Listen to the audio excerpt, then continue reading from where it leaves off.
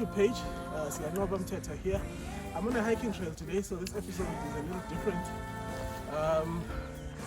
I've got the incredible Nxumalo, of which I'll be speaking to a little later. So stay tuned and enjoy.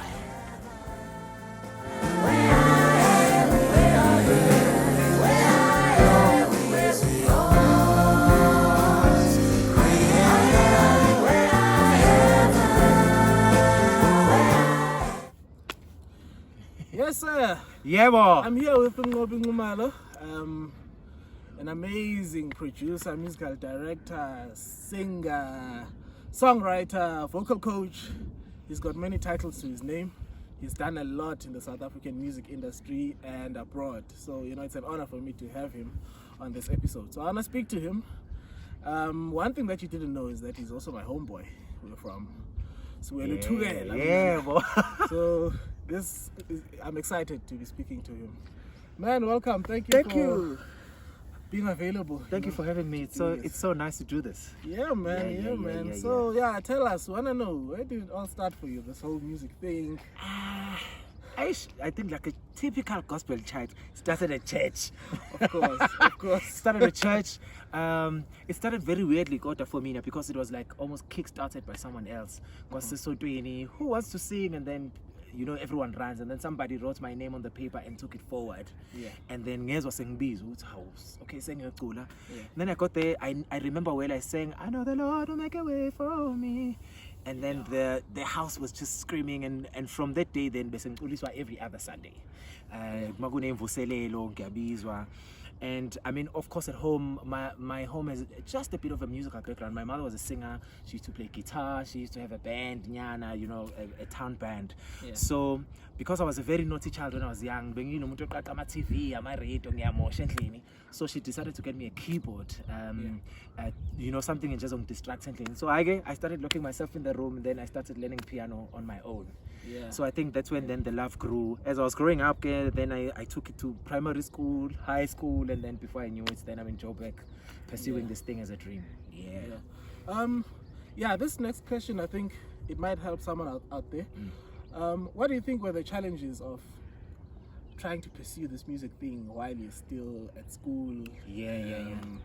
The parents want you to focus on your studies and all of that, but you have this burning passion. You wanna pursue this thing, but you can't do it openly. Because did you face the same? I mean, what I'm saying is what I actually went through. Yes, I did, and I think because of my case, I was also generally a community child. Like, my mother was well known, so every parent knew. You were not the type of person who could go out there and do something naughty somewhere else, because somewhere there someone knows your mother. And so then I would have a lot of traffic then coming home. Can we have him? And my mother would just blatantly say no.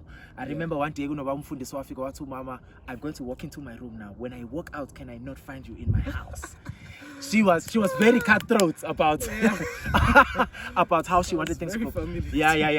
So and she was very radical about what she wanted me to do. So she wanted me to focus on school and my academics. The only thing I could do maybe is like doing extracurricular activities at school, like gym and soccer, which I really never did because I didn't like. But also then the facilities. The only facility you would have a kaya is a keyboard, and that's as far as you could. There was no drums, there was no bass guitar, and even Namasonte, it was and so there was really not a lot that you would use to support and for yourself to familiarize with getting better while you are there. So most of us only then started getting exposed to things and instruments when we then moved from the town, and then Sakala Samita Bantu who have certain things, and then we got it. But back home, the lack of facilities, I think, was one more important thing. And then of course Abazali then were the next thing. That's the end of the story.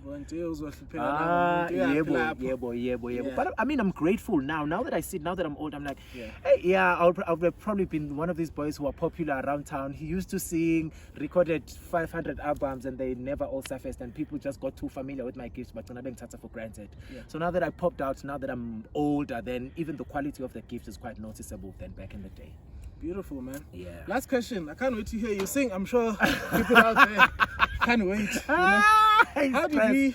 I mean, I know with us musicians, you know each other, but you were never really formally introduced because we were one big happy family. But when did we actually get to when did we meet? Like our first formal meet, I really don't know.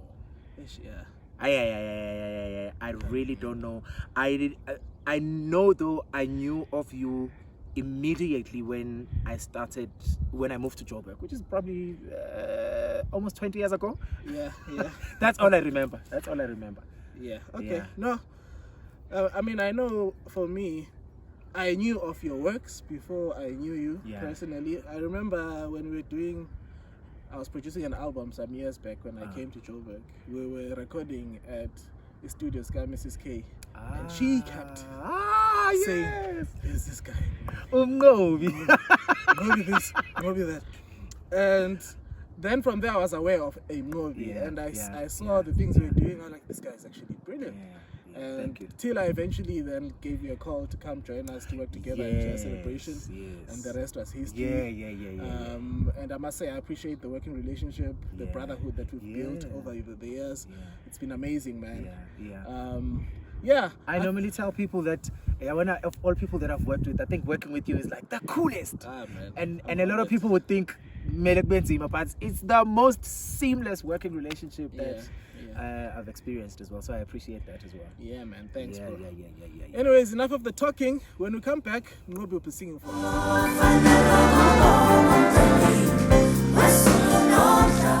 Yes, we are back from the hiking. It was a beautiful 11 kilometers, 3 hours, I don't know how many minutes. But yeah, we made it. We're back. As promised, Mnqobi is going to sing something for us. It's amazing that we're actually reminiscing of, how it used to play out back at our homes when we were young and everything. So, it brings a lot of memories and a bit of emotions there, and we love it. So we want you guys to actually experience this. So what are you singing for us? Okay. Obviously, Kilong is my go-to. There's a song number 64. It's Chabulani. Yes, sir. Abenkosi sesenofakazi silubonga loluthando baba upsidisi wethu sesimazi. Lovely. No, I need to remove this guy. He must go away from me.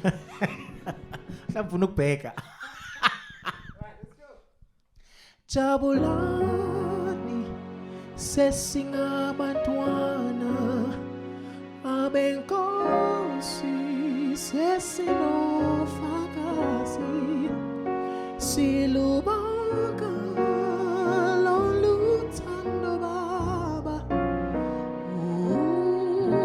upsidisi wethu sesimazi bazalwane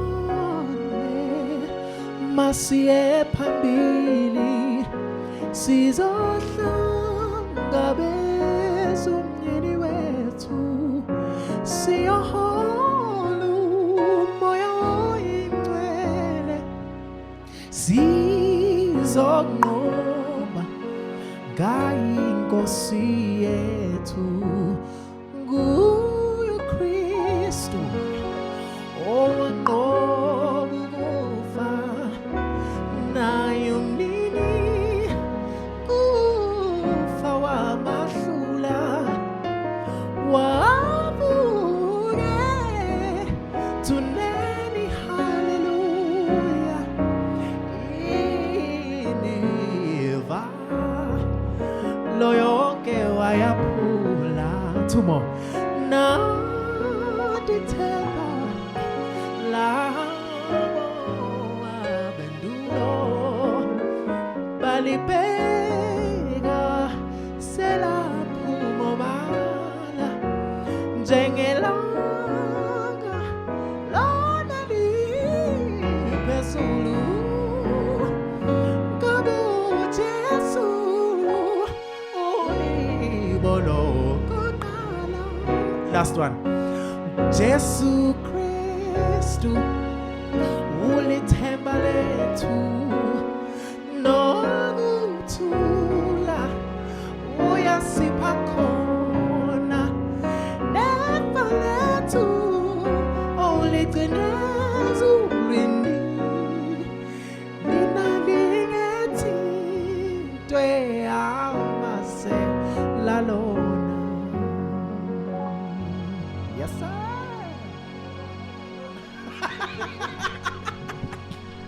Hey, yeah, Mnqobi. Come on, man. That was crazy. That was Hey, so amazing. We haven't done this in a while, yo. No. Ay. Thank you, man. Yo, we could do this till the next day. Yeah. We'll have to stop it here, I think we guys. must do this often. Yes, please. Oh, please. I'm sure the people out there would appreciate it even. Yeah, but for now, we'll stop it here, guys. If you want more, comment there on that video. Show us the love. Thank you, man. Thank you for coming. For people who wanna get to check you out, what are your... Okay, so social media handles at Nxumalo on Instagram, at Mnqobi_Nxumalo on Twitter, Yes, sir. at Mnqobi_Nxumalo on TikTok, and then Nxumalo on YouTube, Nxumalo on Facebook. And then other things, admin at mnqobinxumalo.com. Vocal coaching, bookings, and. Yes, sir. You heard it from the horse's mouth. Thank you guys for tuning in.